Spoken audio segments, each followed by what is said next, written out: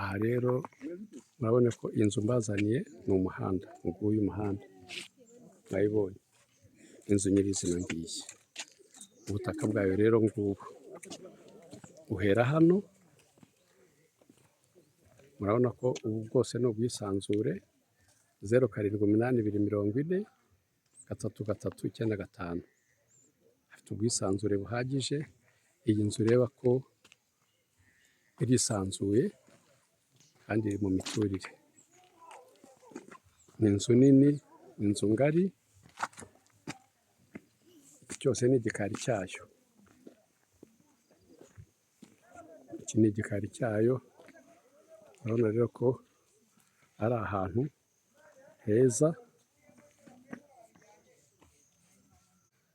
Aha rero ni inyuma hayo, urabona ko harisanzuye mu rubavu, urabona ko n'inyuma haracyari ubutaka buhagije. Wowe rero wabikunze,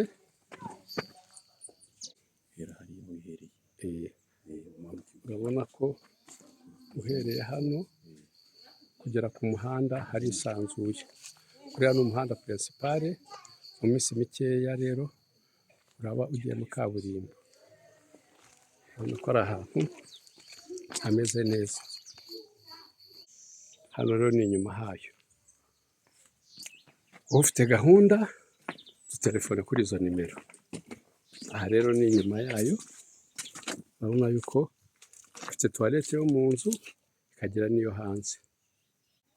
Aha ni inyuma hayo, urabona ko haracyafite ubutaka buhagije.